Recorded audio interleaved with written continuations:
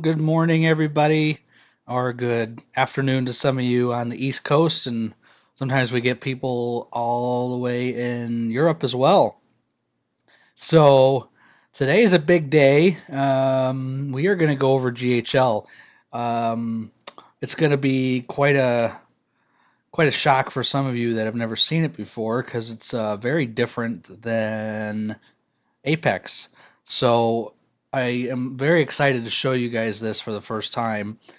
I have been working on it for the past couple days and getting used to it and figuring it out for you guys. Because if you don't know, we're going to be doing a Apex versus GHL episode series coming hopefully here in the next couple days.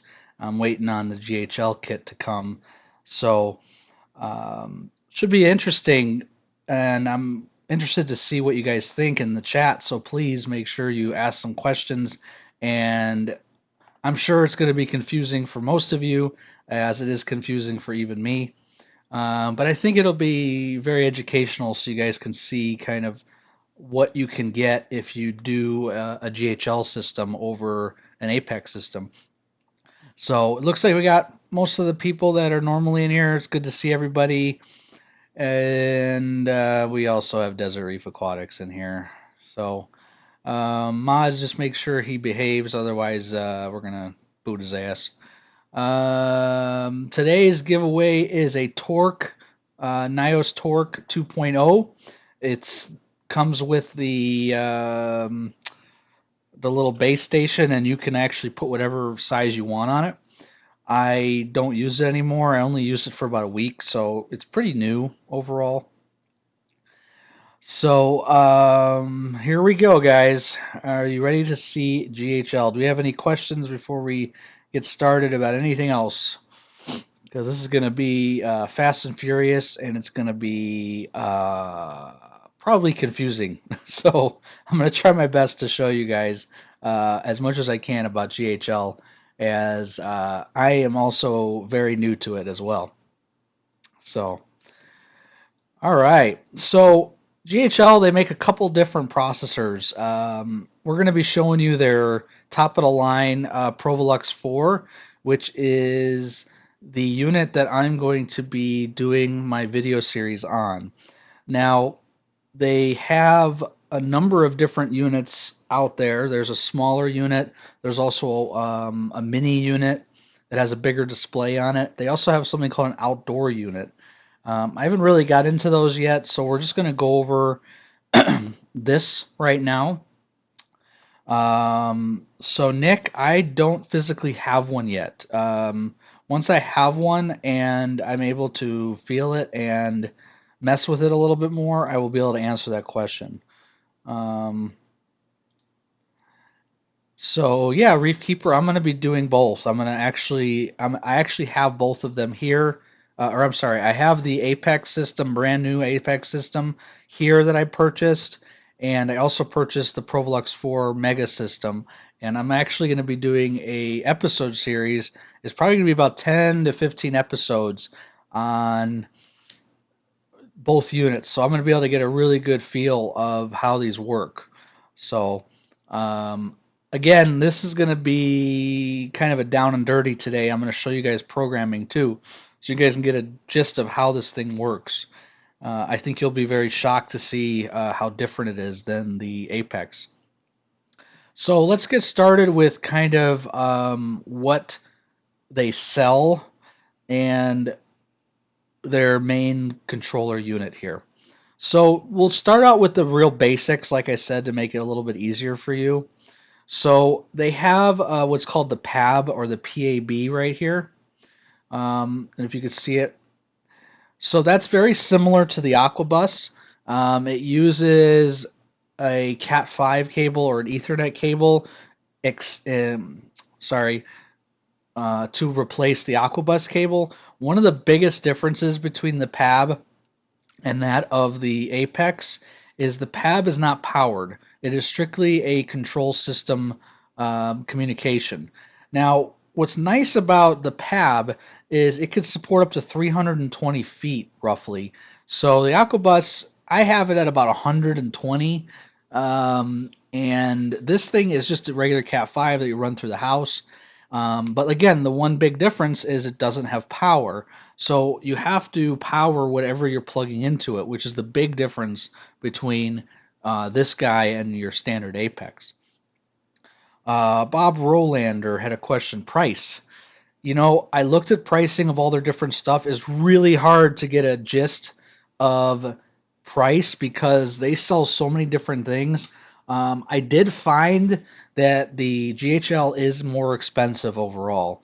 I'm finding the GHL processor is roughly $100 more. Most of their parts, I'm noticing generally about 20% to 30% more. However, their system is so much different that it's hard to kind of figure out the pricing. So I'm going to show you, like I said, we'll get into what everything does, and we'll get into some of their product lines so you can have a better idea of what you're purchasing, okay?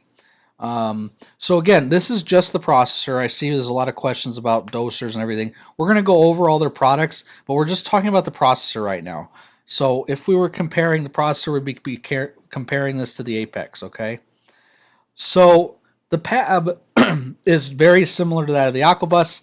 Again, it doesn't power. So whatever you're plugging into it, you need to power it. It's got your standard BNC plugs. You'll notice their temperature probe is a BNC, and it is not a cord similar to the Apex, so it's just a BNC connector. Their pH and ORP, they call it redox. Same thing as the Apex. It could do one or both. Biggest difference here, obviously, is the Apex has one. This has two. Your conductivity, of course, is going to be your salinity, very similar to that of the Apex. So here's where it gets a little interesting. So they have the three yellow plugs here are your your voltage 0 to 10s that the Apex has. This has three, whereas the Apex has two. So they do one up you on that. They give you an extra plug. A lot of people don't use those as often, but you get an extra one, which is kind of nice.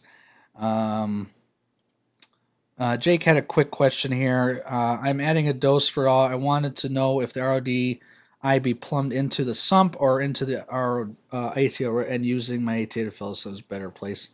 I want to know if the RODI you're talking about a auto water change system, so I'm a little confused. If the RODI and the sump to fill is better place than dose water source. Yeah, you'll have to repeat that, Jake, because an auto water change you're not going to be using RODI. Let's see. So yeah, Brett mentioned it does power some modules. Based on what I'm reading, I'm noticing it doesn't power a lot of stuff, so just be aware of that. Okay, so they have the black plug right here, and the black plug connects to their light systems. So they do sell a bunch of light products, which is really cool. I'll show you some of those, but that's what the black does. And then the red is for legacy products or their older products. So that's why the red's there. You'll notice one thing right off the bat is it does not have Ethernet. It does not connect to Ethernet. So it is Wi-Fi only.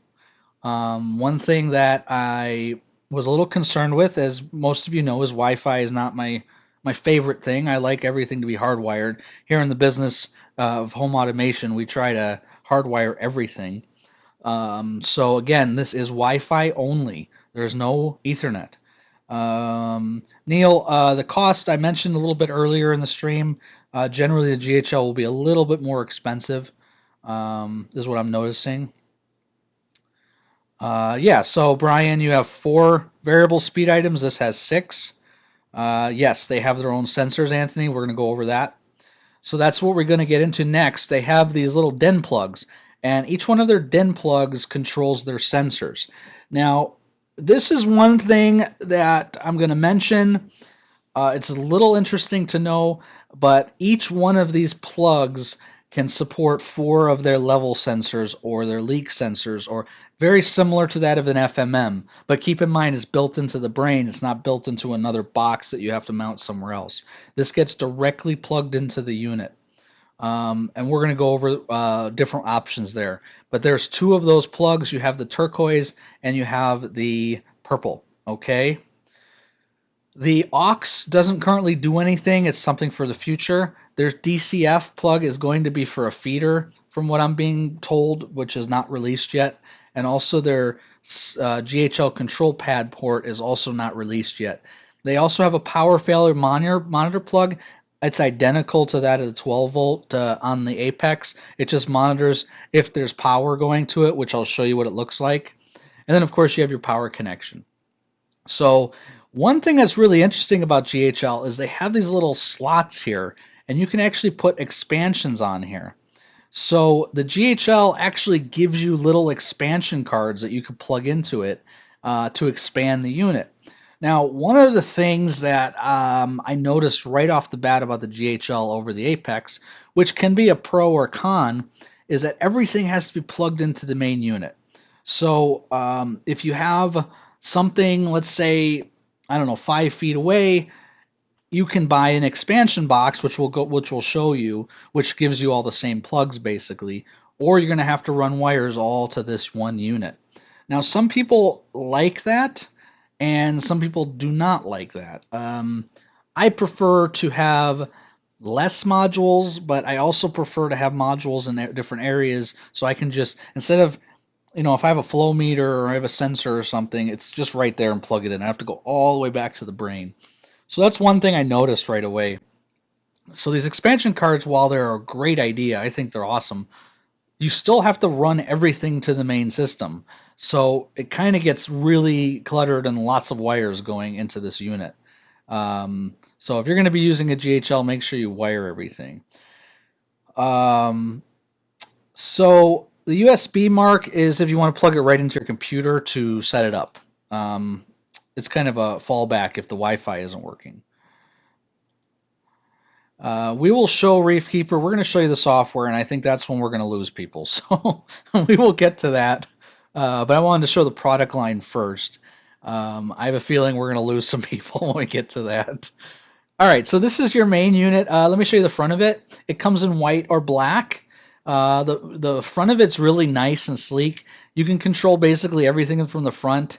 You can actually set up what you want to see on the display. It's kind of similar to that of the Apex. However, as I'm sure you guys know, the Apex doesn't have a display just right out of the box. You have to buy a display. This is actually built into it. So there's your $100 right there of the difference, So it's pretty cool. Anthony, absolutely, the GHL can run on multiple tanks. I'm going to show you the expansion box next. So this is the main unit, like I said.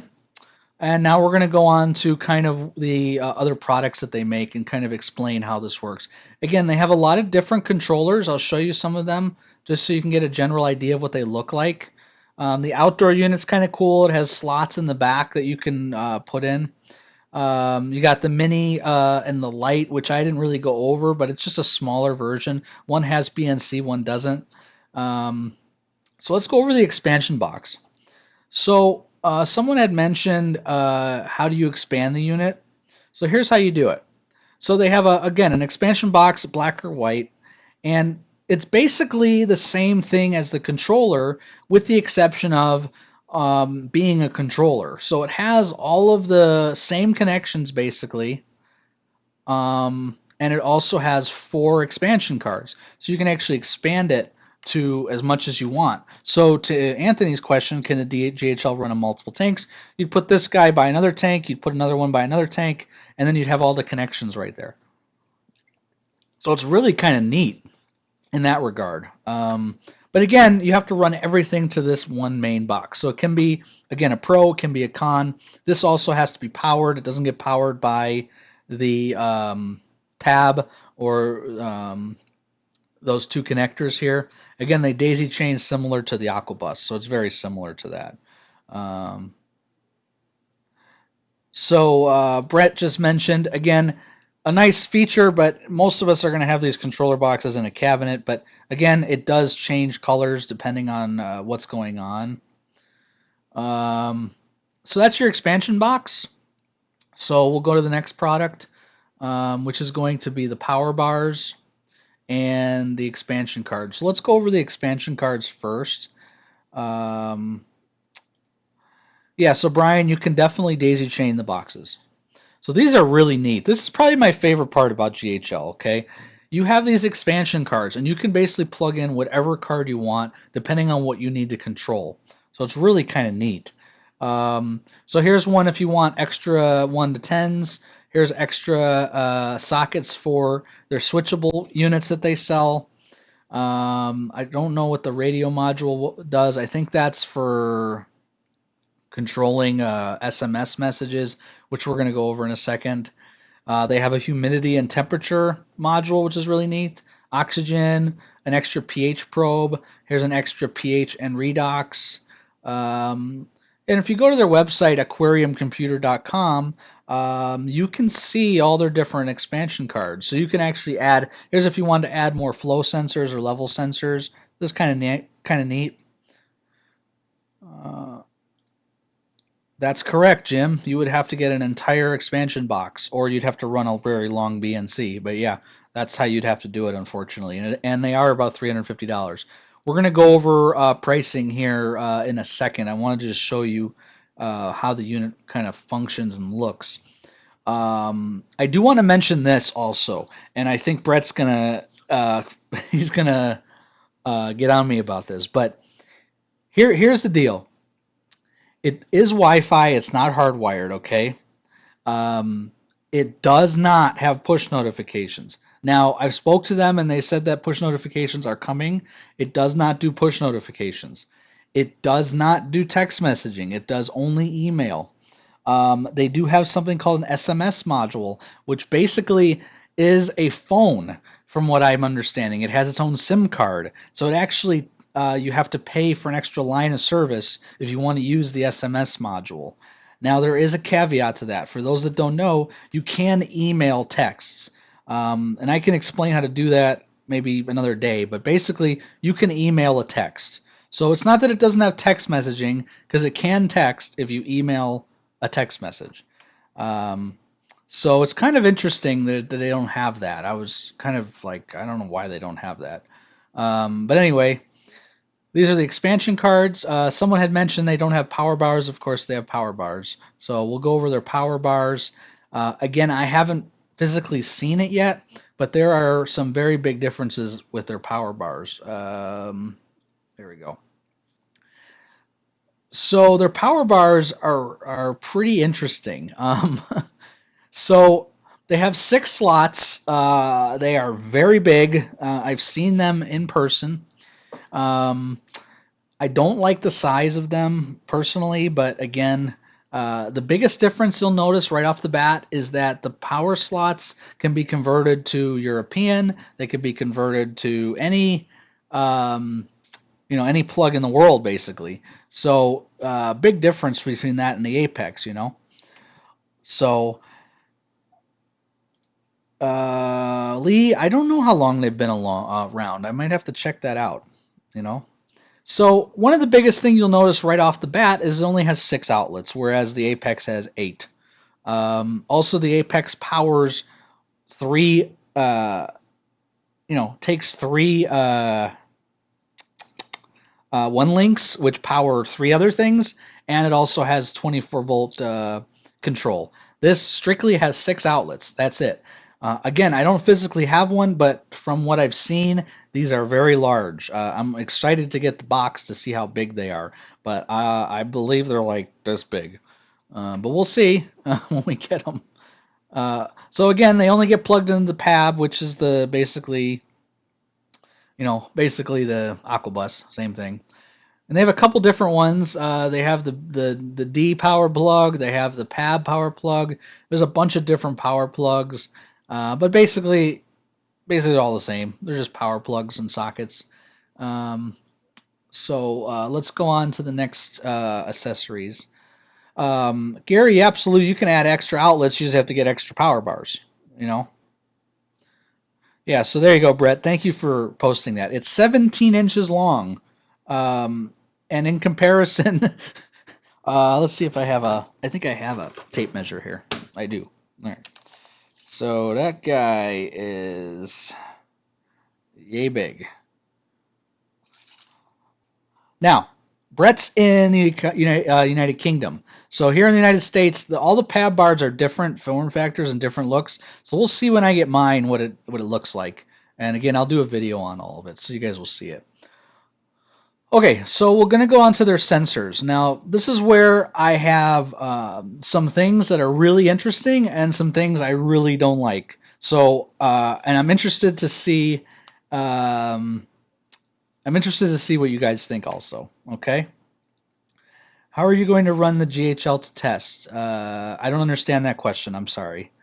Like I said, I am getting one. It's coming. It should be our Monday or Tuesday. Wish I had it today, but again, today's just a stream. I'm going to do a versus battle with episodes, so it's gonna be really neat. I'm gonna be hopefully the first one that's done this, where they've actually compared the two. Okay, so all their electrodes, very similar to that of the Apex, but this is where it gets really interesting. So each one of their flow sensors, you have to use the DIN cable. So they have an optical, they have a float sensor, but you have to use that little DIN cable that I showed you. So then you got to get a splitter for it. Here's the humidity and temp sensor, by the way, guys. Here's a couple different, they have tons of different sensors, okay?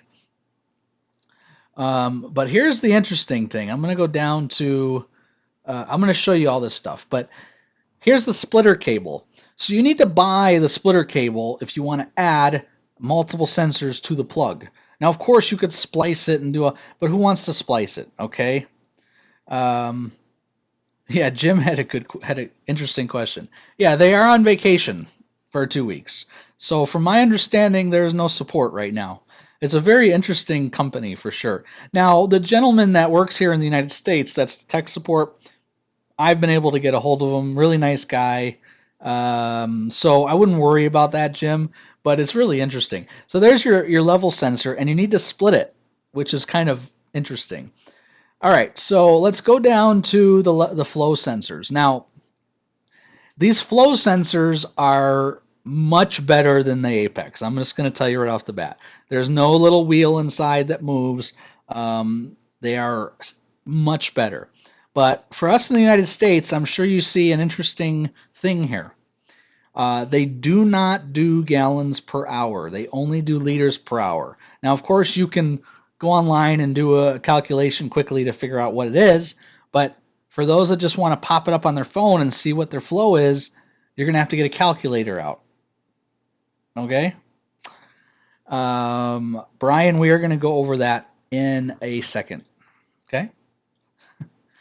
All right, so flow sensors, well built. They're actually much better than the Apex, but my concern, of course, is those here in the United States that aren't able to get that. I've advised them to change that, so that way you can just change it in the system, but nothing so far. Okay, so here's their leak sensors. I haven't seen the size of them, but there you go. Here's your leak sensors. You have to plug them into the DIN cable, like I was saying, in order to use them. So I don't know. They're okay looking. I'm not gonna go crazy about their leak sensors. Jim, threads on the flow meter. They are, from my understanding, standard thread. I didn't do a lot of research on them, but I believe they are just your standard normal thread. We'll go over pricing. Everyone that's asking pricing, I'm going to show you pricing in a second. Here's the leak. Now this thing's really cool. I got to tell you, this is the one thing I liked. And you guys might disagree with me. They have this little thing called a measurement cell. I might even just buy this thing because it's really cool. So they have this little thing that you could pop in 4 sensors, and it has unions on the sides. I mean, this is pretty cool. Like, you don't have to pop these in your sump. You just put this on the side somewhere by your sump and just pop them all in. I thought this is a fantastic thing that they make. So, really cool. So here's all their sensor holders. They got a bunch of different sensor holders. Here's some, just basic sensor holders, nothing fancy. But that measurement cell, guys, I think that's really cool that they sell this thing. Um, okay, so that's your accessories for the GHL. We're gonna go into the Vortec control, which someone on the stream, I think Brett mentioned. And let's go to there. Where is it? Is it the breakout box and adapters? So they do have a breakout box. It's very similar to that of, it's very similar to that of the Apex. It's just a breakout box, and it gives you digital switches. Um, just a breakout box. I would assume that Harry could make a GHL compatible unit because it's just a breakout box, and they tell you exactly what ports that you can use on it. I'm still looking for the Vortec, so I can show you the Vortec unit. Absolutely, Lucas. Absolutely. It's just probes. So I think it's really cool. Oh yeah, there is relays. Good point, Brett. The big difference in the breakout box here and the Apex is this actually has relays. The Apex doesn't have relays. I don't know if you guys know that. It does not have dry contact relays. They have 24-volt relays, but they don't have dry contact relays. You have to get a 120, which I've shown you in previous streams, to get the dry contact relays. Where's the Apex or the Vortec? Maybe if anyone sees it, let me know. Maybe it's in products. Let me see if I can find it, guys. Is it an additional accessories? Maybe. Here's their different plugs. I think it's in here. So they have a solenoid valve, similar to that of the Apex. Here's the power cut monitor. You guys were probably interested in what it looks like. It just has a little DIN cable and then a power. Very similar. Yeah, it might be in expansion cards. Let's see if I can find it. I would be surprised it's in expansion cards, but what do you know? I had it up the other day. Let's see. Maybe it's under the SMS module. All right, well, we'll go over it. I wish I could find it. Okay, so they make a WXM compatible unit. It's compatible, sorry, similar unit. However, it's very different. So the WXM equivalent only does MP pumps. It does not do lights. It does not do Vectras. It does not do any of the new lights that Ecotech makes. It does not do the MP40s that are Mobius ready. So it basically is the same thing as a WXM. However, it does not do lights. So hopefully that explains. Hopefully that explains that quickly. But they do make one. It's just a PAB connection, but I cannot find it on here, unfortunately, guys. So I wish I could, but I can't. We're not going to go over their lights. They make a bunch of different lights. One thing, of course, we know that Neptune's going to be making a light. They shared it, but right now this company makes a ton of different lights that you can plug into their system. Big difference to that of the Apex, which they don't make any lights currently.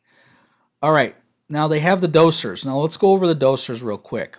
Their dosers are really cool, really strong, really well built. What's nice about the GHL and what's different between that and it's in their store section, John. All right, we'll go to the store in a bit because I'm going to get to pricing so you guys can see pricing.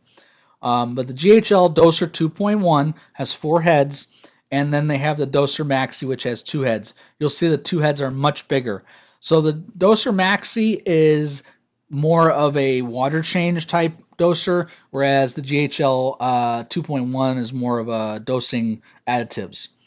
What's really interesting about these is they can be used by themselves without a controller. So I want to repeat what I'm saying.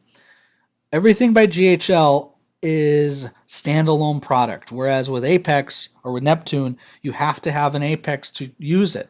So if you just wanted to buy the GHL doser, you can just buy the GHL doser and use it. And you don't have to have a controller to use it. I found that to be really kind of neat about their product line is they don't have to have a controller to use their products. So I thought that was really interesting. Um, let's see. I like the measurement cell. Do you think you could use apex temperature? I think you can. I don't know the sizing of it. You'd have to look it up, but I would assume you could. I I would just use it for your regular sensors, but pretty neat. Um, that's a good statement, Reef. I have never used it, obviously, but from what I understand, they're really well built. Okay, so next one we're going to go over is the Cage Director, which you guys have probably heard of before. So the Cage Director actually came out before the Trident. It came out, from my understanding, around the same time as a Alcatronic. Um, so the Cage Director, again, is a standalone unit. So you guys could just buy this and it would test your alkalinity for you. Here is the caveat to the Cage Director, and this is one thing I'm not too keen on. Their Cage Director has to have the dosing 2.1 unit with it. So you cannot buy a Cage Director without buying the 2.1 that I showed you earlier. It will not work without it. So you'll notice it has three connections: sample, reagent, and waste, and those get connected to the 2.1 doser. Now you'll notice the 2.1 doser has four dosing heads. So the fourth dosing head, you would use an alkalinity supplement, very similar to that of the Focustronic Alcatronic. But again, you do need to have the 2.1 with it, okay? So that's one thing. I understand their point. You could separate them, you can put them in different arrangements, but you do have to have the 2.1 with the Cage Director in order to use it. It is a standalone unit, so you don't have to have a controller with it, but it's nice to have a controller, obviously, to control the Cage Director. Someone had a question here. Can they run continuously to run a Calxer or something like that? I believe the maxi pumps are continuous, but the 2.1s are not continuous. That would be a question I'd have to ask GHL. That's a good question, though. I'll find that out. I'll find that answer out when I do my comparisons. Okay, so now they have something called the Ion Director. It is not out yet, so it is extremely similar to the Cage Director. Okay, the Ion Director will require another 2.1 dosing system to work. So again, you'd have to get a 2.1, you'd have to get two of them, and you'd have to get the Ion Director and the Cage Director in order for this to work. Now you'll notice currently, from what I've been told, this is going to be a 3-input system, and then they are going to have a fourth. It's not going to be 4 inputs. It's going to be 3 inputs on the final. But that's what I was told. This measures calcium, magnesium, potassium, I think sodium, and nitrate. It does not measure phosphate. They told me that's going to be something they might add in the future, but right now this is what it does. So this is going to be your Ion Director. It is not out yet. It is a sensor. It doesn't really use reagents per se, from what I'm understanding. It senses them. I don't know how it works. So that's going to be your Ion Director. They have aquarium fans that you can plug in. They're kind of neat, but they're also really big. But they have these gigantic fans. I don't know who would want to put these on their system, but that's just my opinion again. Pappy, we'll get into pricing so you guys can see how much this stuff costs, but we're not there yet. Control of third-party pumps. There we go. That's what I was looking for. All right, there's your Vortex controller, just so you guys can see what it looks like. This is a pump controller for 12-volt pumps. Again, you can just get a 24 to down or a 24-volt adapter if you wanted to control a pump. So, all right.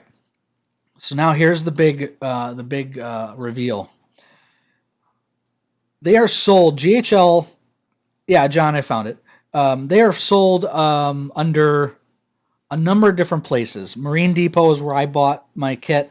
Bulk Reef Supply sells some of their parts. Premium Aquatics, Aquacave. There's a number of U.S. distributors. However, here is my disclaimer. They only sell the kits, and that's about it. I didn't find anything else. You guys might be able to find it here in the United States. For you guys over there, this is for you guys not in the United States. Again, this has nothing to do with you guys. So in order to buy the products, you have to actually buy them direct, which can be a good thing. I think it's interesting that they don't have distribution as much, but they have a store. They have a USA store strictly for the United States. Okay, but again, if you want to buy just a probe from BRS and you have a BRS gift card, I didn't find it. So that's my concern about that. So we're going to go over this pricing, and I think you might get shocked by some of this pricing. So the controller by itself is about $539. The case director by itself, again, you need to have the GHL doser with the KH director. So it's $560 plus another $470 for just their doser. Okay. You can see some of their fans. So we're going to go over, again, they have all these different parts, tons of parts, but let's go over like the ion director, okay?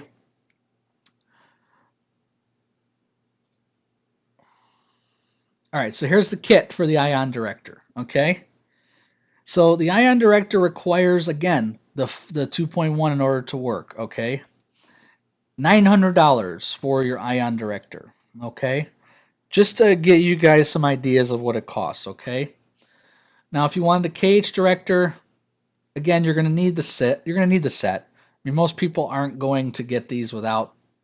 You can't do it without the pump, without the doser. So about $870 for the kit for the KH director. Now, again, these are standalone kits. So if you buy a Trident, which is $700, you still need to buy an Apex for it to work. So I mean, you're talking about kind of the same price. But as you can see, GHL is pretty expensive stuff, guys. So let's go through their some of their accessories just to give you an idea of what they cost. Okay. So PAB cables are guys are just Ethernet cables. You can buy them at Best Buy. Don't get fooled. That's what they are. So here's your splitter cable. So you need splitter cables, like I said, for all of them. $11 for the splitter cable, which I think most of you guys will need. Let's find out what that Vortec piece costs. I didn't even look that up the other day. Vortec controller is about $150. WXM I think costs $90. So there's your difference. Okay. Let's go to the controller sets. So this is what I bought. I bought the Mega Set. Where is it? Sorry, guys. Mega Set. So this is comparable to Apex's Mega Set. So it's about, I found it to be about $100 more. This comes with a power bar. It comes with all the sensors, and you're looking at about $900. Okay. Let me find out how much that probe holder costs. I didn't look that up. That's an interesting one. If I could find it. I don't even know where it would be. There's the pump heads, power supplies. If you guys find that, other thing on their store, let me know, because I don't know where the heck it is. So if you just want to get their doser by itself, again, it's about a $470 item. Of course, the Apex, I'm going to keep referring to the Apex. The Apex dose is I think it's $300, but you do have to have an Apex with it. So again, that's a big deal. Warranty question. Someone had asked about warranty. I don't know their warranty. Let's see if I can look it up somewhere. This stuff I will definitely find out when I do my videos. But again, I just started looking at this. Um, yeah, I don't see anything on the warranty. We'll have to look that up later, okay? All right, so I mean, I'm giving you guys the general gist of expansion cards. You probably want to see how much these expansion cards cost. So they're some of them are cheaper than others, depends on which ones you're buying. I am on aquariumcomputer.com. That's their website. Okay. So like this one's $120. This gives you a redox and a pH. Um, so I mean, they're all different prices depending on what the expansion card is. Let's see, power bars. Let me show you what the standard power bar costs. $230. That's what it looks like, by the way. And let's see what the size of it is. There we go. So, Brett, the United States version, which is what we were talking about, is 18 and a half inches in width, basically. They say length, but it's width. All right, guys. This big. That's how big that sucker is. It's so I don't know, guys. That's pretty big. And again, that was my big concern, and I actually mentioned it to them. I go, "How big is this sucker? I'm gonna have one, and then I'm gonna actually show you guys." There's their display. Oh, here's the accessories. Let's see how much that. Oh, there's their fittings, Aaron. So they do make fittings for United States. The measurement sells $100 about.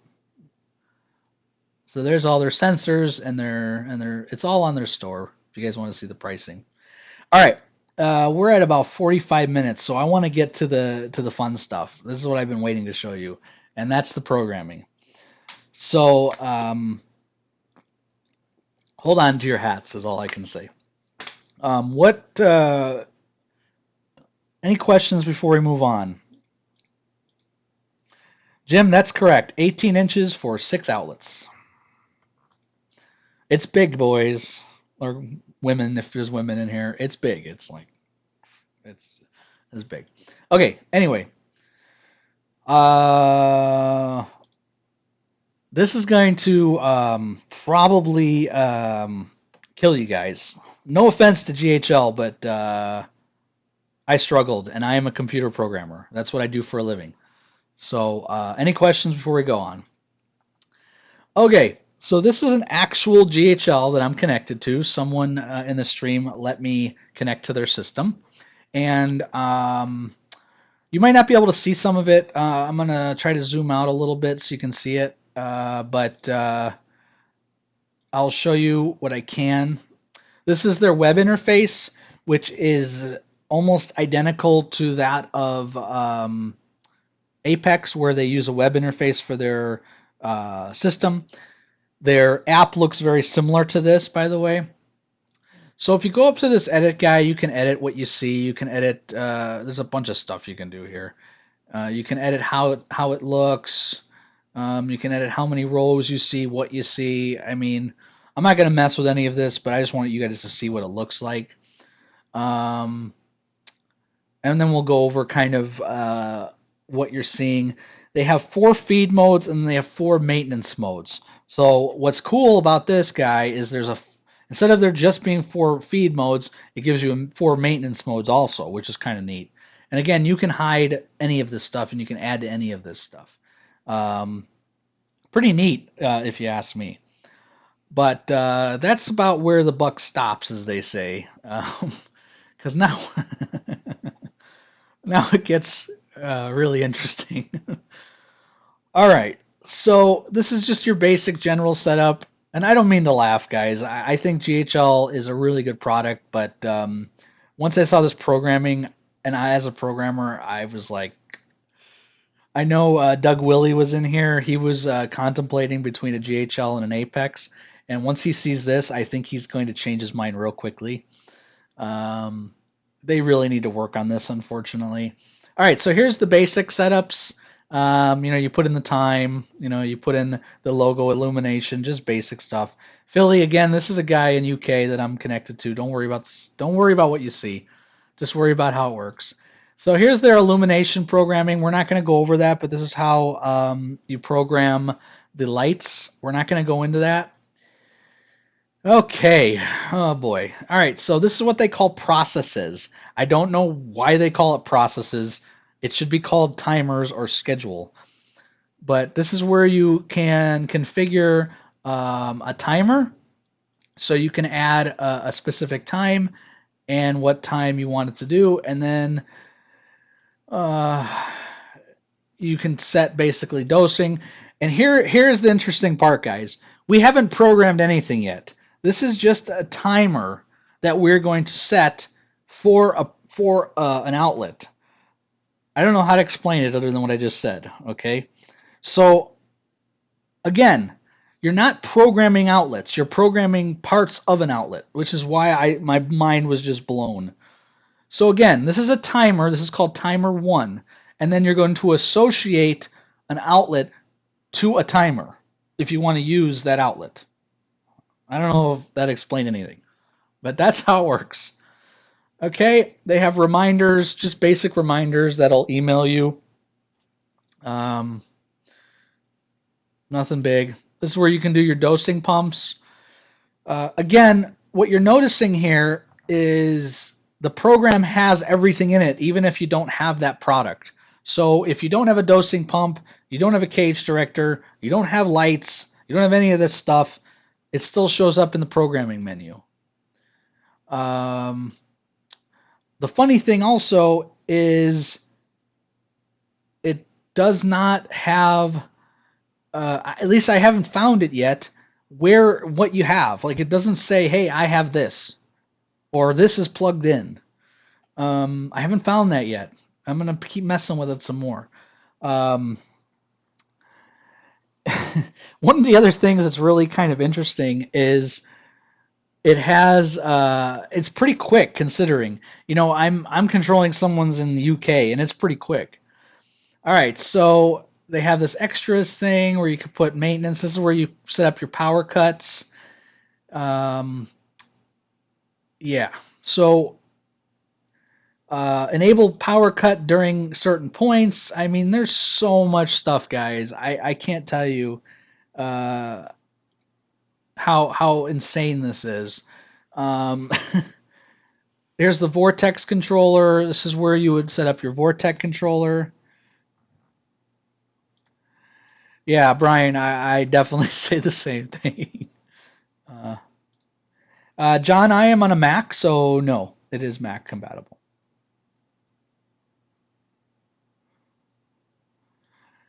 Yes, there is a big terminology difference we're going to be getting into. Okay, so anyway, so let's get into, like I said, how you actually program this stuff. So I've kind of just shown you kind of a taste of what it looks like, but let's say you want to program a switch. This is where it gets a little bit dicey for me, at least. So here's all the switch outlets. Now again, it goes up to 64 switches. Even if you don't have 64 switches, they're all there, which I find a little bit interesting. I'm a little confused. Like it should only show you what switches you have. Like I don't understand. Um, it's just something interesting I noticed. So there's something called activate manual override, which I went over with Brett. He's here in the channel with what this means. So when you click on activate manual override, it automatically sets these so you can switch them to auto, on, or off. I would say kind of think of it like the locking mechanism that Apex has. It kind of locks it. Um, if you turn off manual override, every single switch goes to auto. Okay. Yes, switches are outlets. I apologize, Jim. Yeah, the nomenclature is kind of confusing here. Okay. All right. So let's say he's got a heater here. We click on heater. This is where it gets really confusing, and I figured it out, but I don't know. Like I said, some of you guys. Ooh. Okay, so we click on heater. Now, most of you would say, okay, I'm going to put in my temperature and when I want to turn on and off, right? That's not how this works. So the first thing is you have to pick what it is and where it's going to come from. So this system has a temperature 1, which is the temperature probe. It's going to be coming from the temperature, and it's a heater. That's it. That's the programming for the heater. Okay? Now you guys are probably like, okay, how does it know when to turn on the heater, right? It also has a blackout delay, which basically means it will wait until it does something, which we'll go over. I find this interesting. If you replace your heater, you can then replace your operating hours, so it actually tells you how long you've had the heater for. I found that to be really cool. It actually tells you your current that's currently being drawn from that switch right here, which is kind of neat.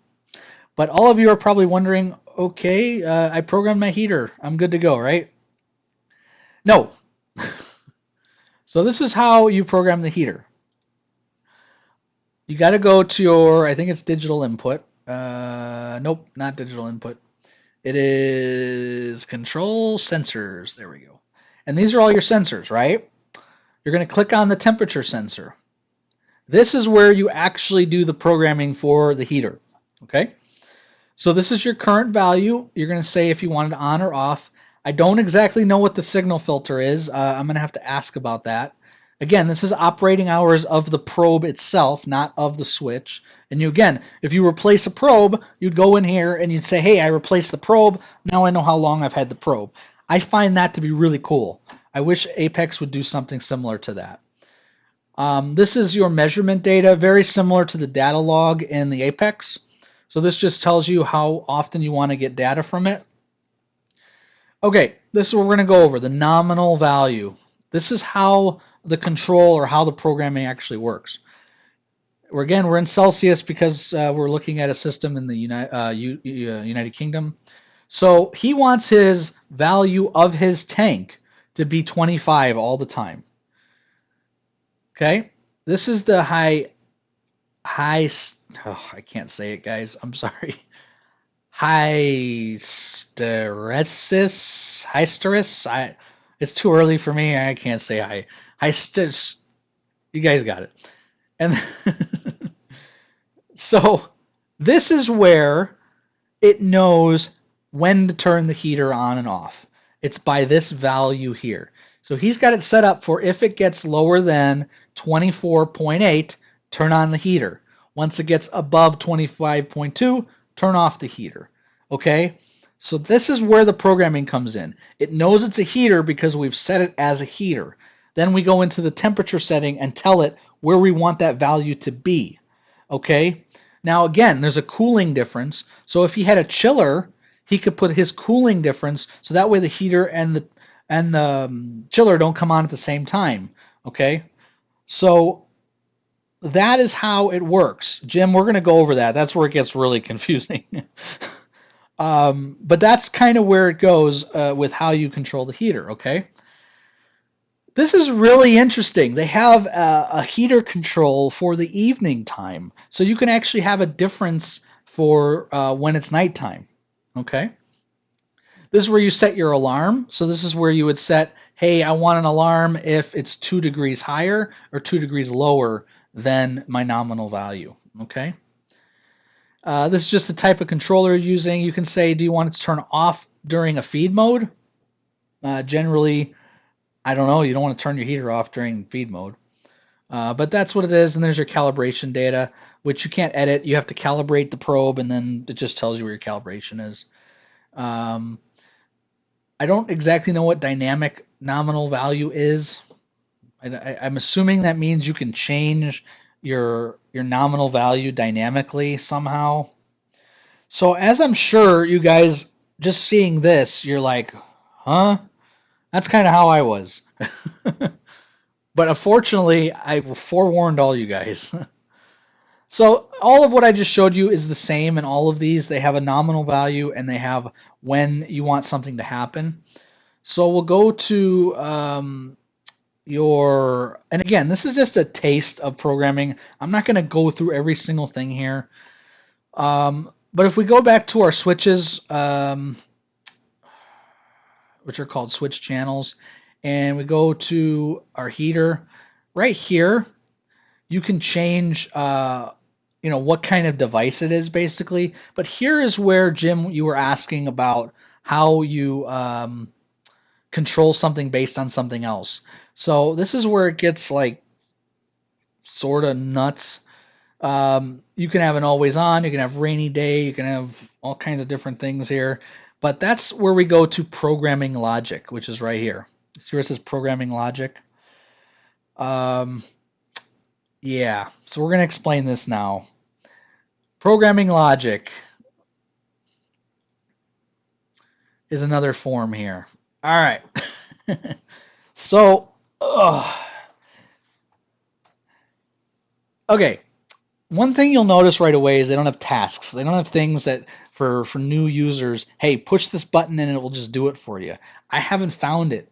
So for new people, this is just going to drive them crazy. This is the first time I've seen it.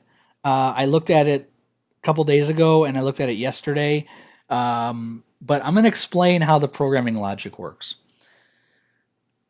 Okay, so one thing you'll notice right off the bat, and I mentioned this to GHL, is it only looks at one function over another function. So for instance, you can't have if this, and this, and this, and this, then do something else. And if you go back to my programming stream, I kind of explain this. So basically how this works is it's going to look at something, okay? So it's going to look at, let's say, I don't know, temperature, okay? And then if it's in heater mode, and if we look at something else, if we look at our pH value, and it's in alarm state, then this programming logic is accurate or correct. Okay, so it's checking two different things, and if one of them's correct, or if it's correct, then programming logic 3 has been satisfied. Okay, I'm not going to save any of this because this is someone else's system. But if I go now into the switch and I go to my leak detector, it looks like here, I can go in here and hit programming logic and then pick number 3. So when programming logic is correct or it's been satisfied, then turn on the outlet. If it's not been satisfied, turn off the outlet. And you can have multiple programming logics refer to other programming logics. So if I go to programming logic, this is where you guys are just going to go nuts. All right, oh boy. Let's wait a second. I remember having this. It was a pain for me because I have a Windows 7 or something and bought an Acer computer. Okay, that's interesting to know. I didn't know that it didn't work with certain things, but okay. So now we can go to This is where it goes nuts. So if I want to refer to programming logic 3, so if programming logic 3 has been satisfied and something else, then something else can happen. Now they have a bunch of operators, which is kind of interesting. I've already mentioned what operators are. So programming logic 3, which is checking two other things, is correct, then do something if something else is also correct. I don't know, guys. So what if I have a UV that I want to have, say, 12 hours a day? I also want it not to run UV pump and UV light if the sump temperature is over 80 degrees.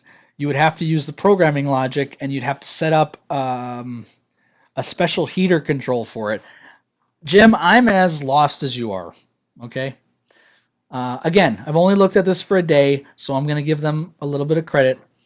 I am a computer programmer, so most of this I am able to follow relatively well. But yeah, I don't know what to say, guys. This is how you program it.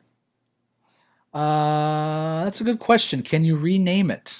Let's see. Nope. I don't see a way to rename it. Nope. No way to rename it. Hyster hysteresis? Hysteresis? Hysteris? Nah, I tried.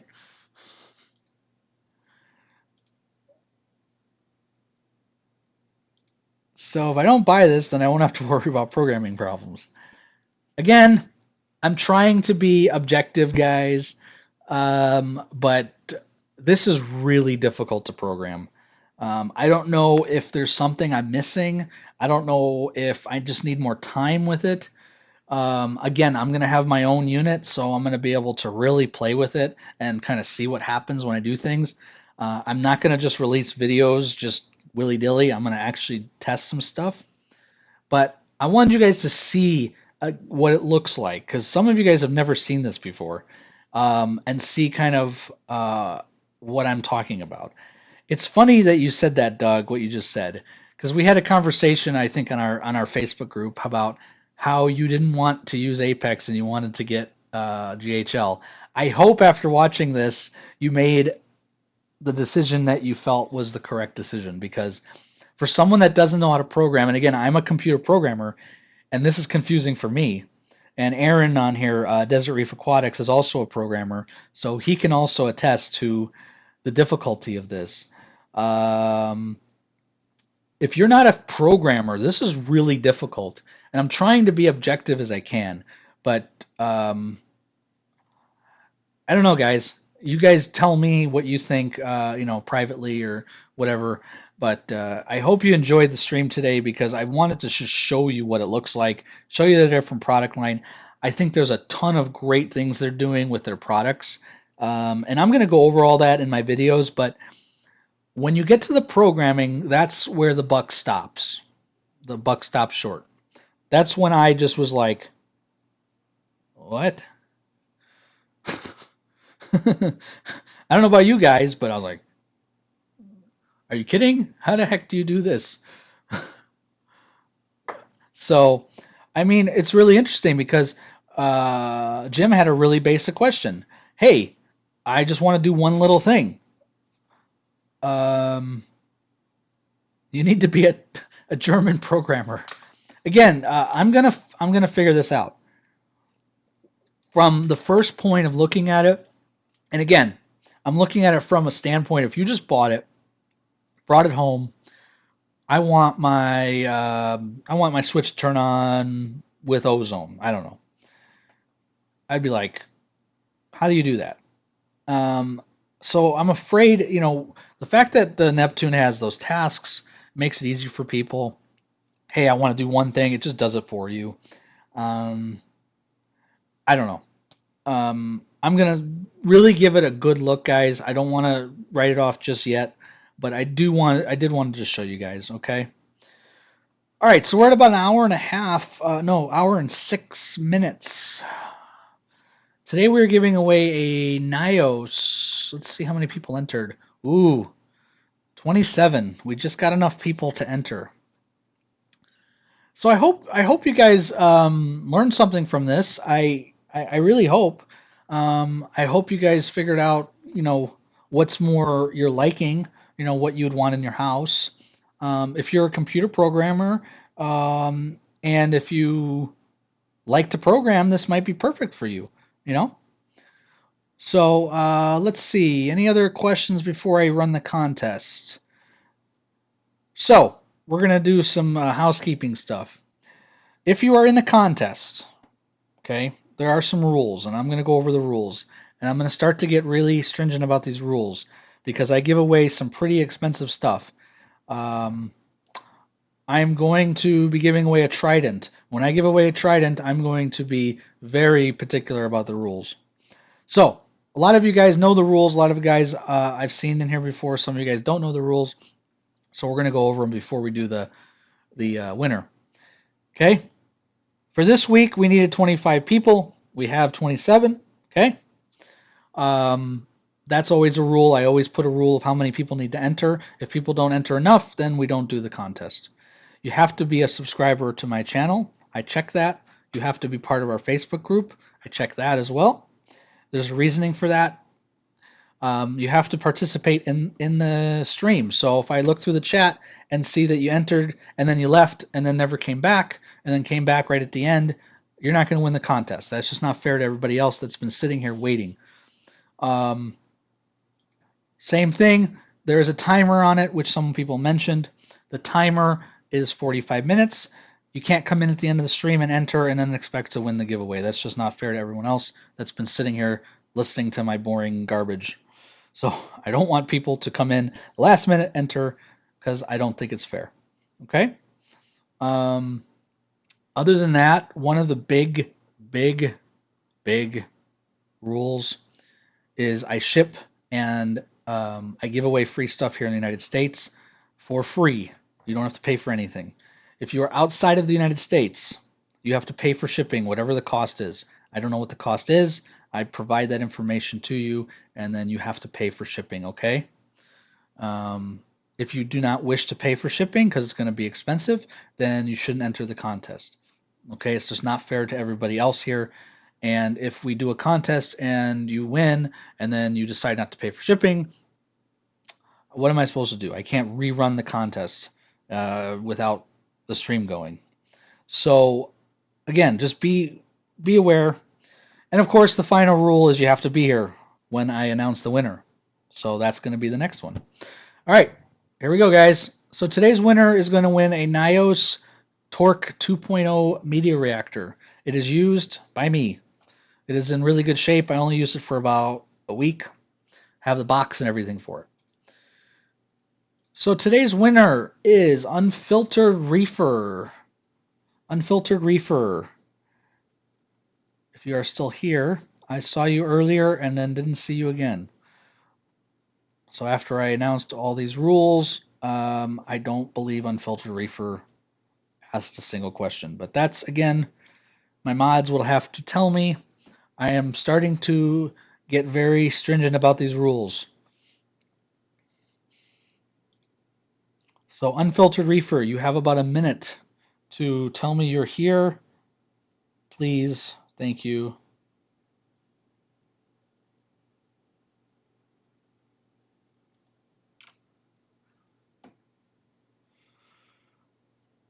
Oh, there he is.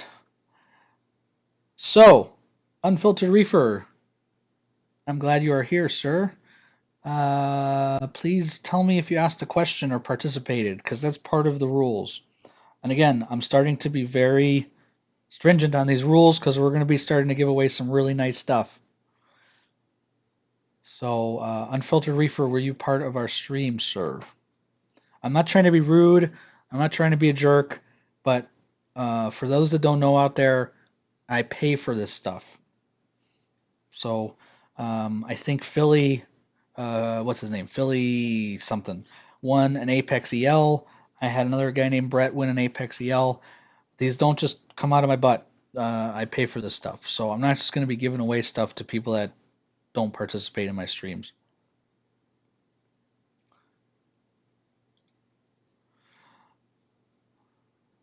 Okay, so Unfiltered Reefer, I apologize, but you're going to not win the contest today because you did not ask a question or participate, which is a rule of the stream.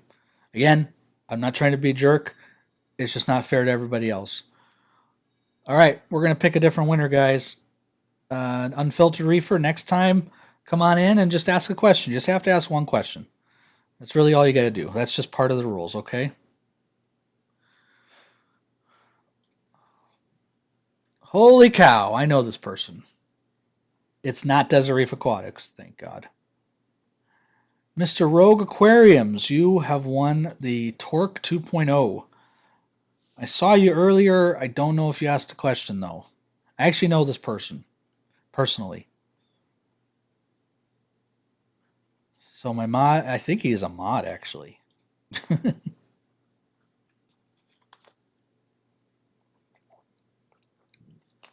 So if he's here, say hello.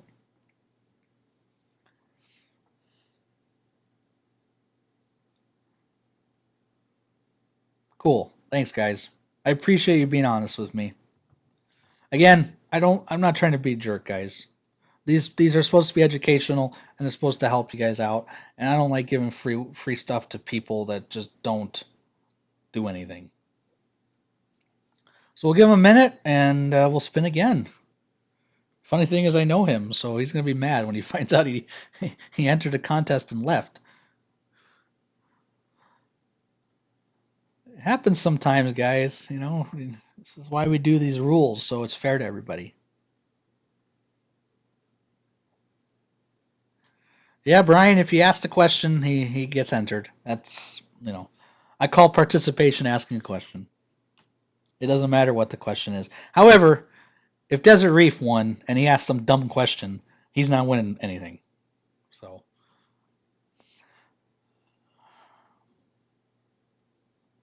well, he's not here, guys. Can we spin a third time? This has happened before. All right, let's do it again. I'm going to give him 5 seconds. 5, 4.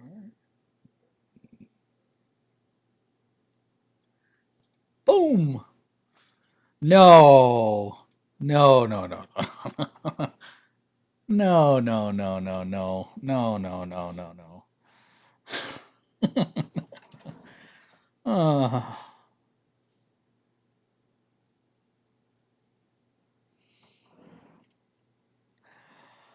well, he won last week or the week before, and he won again. Hey, Lee, you're the one to talk. Didn't you win twice? Well, Philly, you won a Torq. I can't say you didn't. You entered the contest and you participated. And I don't. Hey, it's the system. I don't know what to tell you guys. So anyway, uh, thank you for watching today, guys. Stay tuned because we're going to be giving away those tridents pretty soon. We got to get 100 subscribers in here, guys. So if you have any reefing friends, bring them on into the YouTube channel. And we are going to be doing, I think I've counted about 10 episodes, maybe 15 episodes on Apex versus GL. We're going to really get into the down and dirty of both of them, and you guys can make your decision from there. But hopefully you guys got to get a taste of it today and see the programming. So at least you guys have an idea of GHL. And I'm going to be doing video tutorials on programming GHL too once I figure it out. So guys, again, thanks again for coming, and I hope you enjoyed the stream and learned something today. And congrats to our winner for the second time in 2 weeks, Philly something, Philly, yeah, Philly. Peace, guys.